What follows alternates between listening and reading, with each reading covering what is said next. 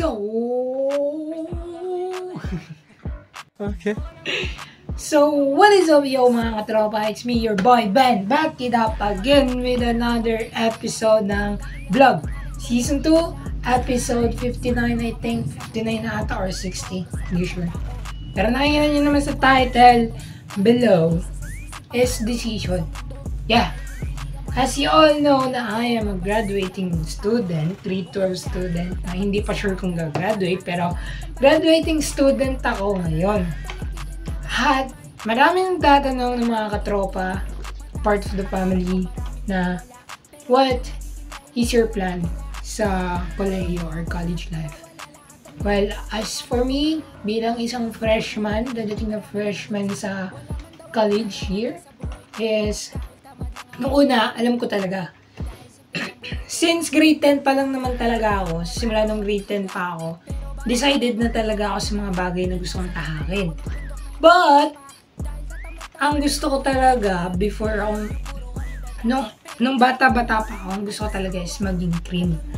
Pero nung graduate ako ng grade 10, napapasok naman ako sa HM, which is yung Hotel and Restaurant Management, all about cooking. Ako naman, na hindi talaga ako marunong magluto talaga. Hindi talaga ako kahit itlog sinusunog ko. Dati hindi talaga ako maalam magsaing or whatever. Ang kaya ko lang is magpainit ng tubig. Yun lang talaga. So, napapasok ako sa HM. Dahil sa isang tao. Okay? Dahil sa isang tao at alam niyo na yun. And then, yung pangarap kong maging police is tinalikuran ko.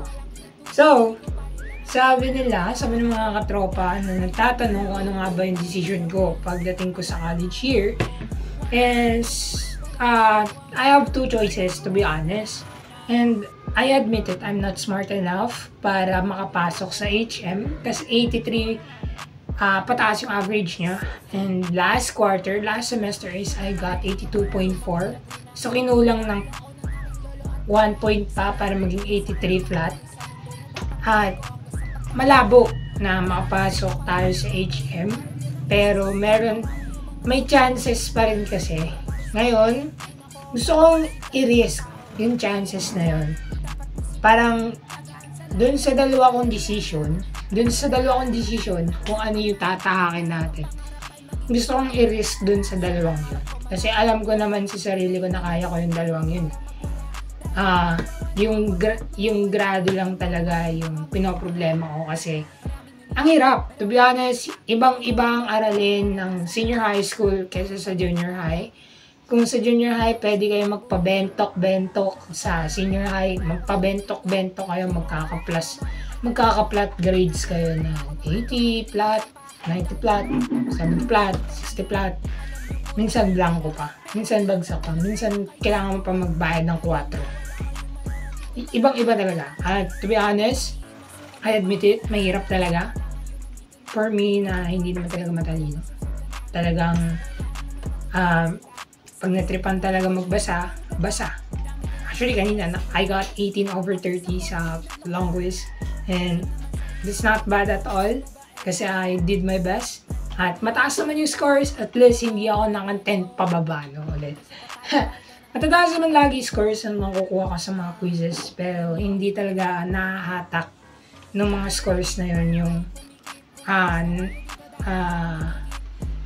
concrete grades sa card. Hindi nahahatak. Hindi ko rin alam kung bakit hindi nahahatak. Pero ang tataas naman kasi talaga ng mga scores ko pagdating sa mga quizzes, activities. Ang nakukulangan lang talaga sa akin is yung mga performance tasks. Minsan talaga dun ako nakukulangan kasi I know to myself na yung iba kasi sa performance tasks na pinapagawa is hindi ko talaga kayang gawin. Like, yung pagsasayaw ulit. Hindi ko na kasi talaga siya kayang gawin ulit.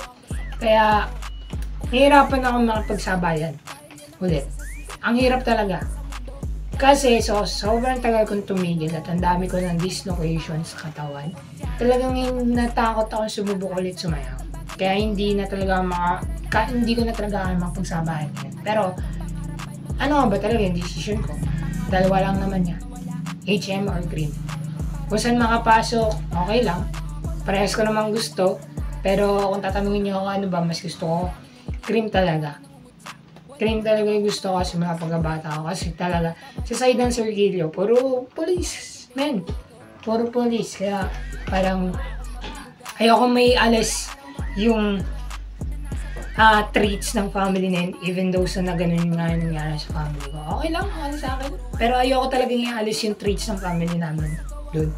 Halos lahat kasi talaga police. May history ng pagiging police kaya, okay, let's do this thing. Talagang simula pagkabata ako, gusto ko talagang mag-police. Like, yung bata ko nga, ako lagi, laro ang barel. Posas na laruan, yan. Lagi na hawak ko baton, yung mga ganyan. Now, the decision is concrete na. Kung hindi makapasok ng HM, edi cream. There is no gonna be a problem with that. Sipag lang talaga. Sa uluhin, oo, alam ko. Pagod, oo, alam ko sa training. Pero yung training kasi at tagal pa nun. Sa 4 na taon, sa uluhin ka muna, pre. Yun muna talaga.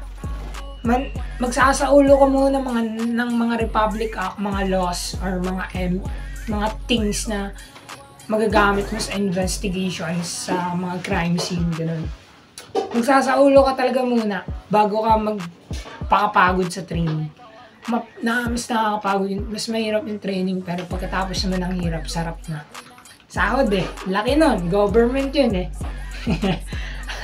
Laki nun. Pero kung tatanungin nyo ako, ano pang gusto ko? Siyempre, gusto ko din kunin yung HM. Pero sa tamang panahon na. I think pag kaya na ulit, pwede pa naman mag-aaral ulit eh. Diba?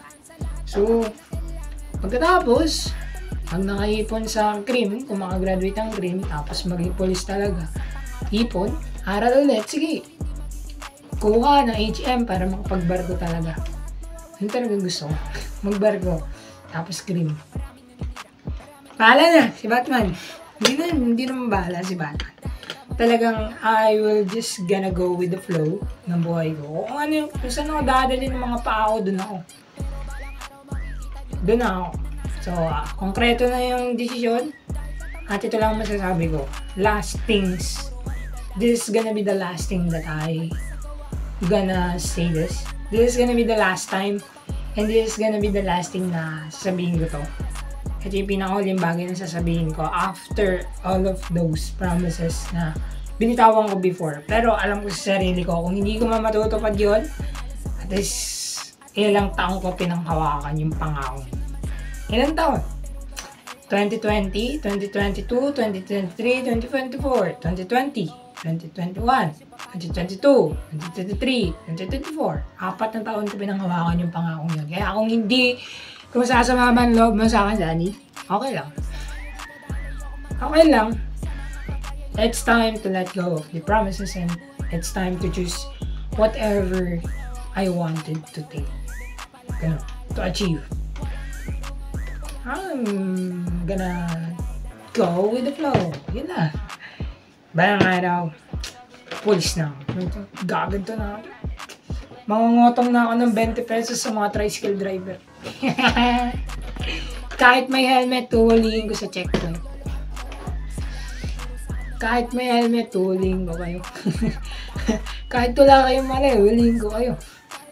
Siyempre, para hindi tayo masabihin ng patola tayo, di ba? Hulihin natin kahit walang mali. Stop it. Get some help. Kanya si Sante. Nareklamo. Wala naman daw kasi mali. Ayun. Yun lang naman yung about sa episode na to. At may isa pa tayong episode na pagsasamahan, okay? 2 episode tayo a day di ba? Thursday. 2 episode, Thursday. So, ayun.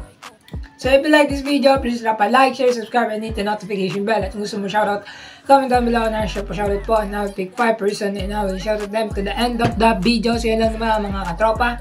Peace out and signing off. See you in the next vlog. Peace.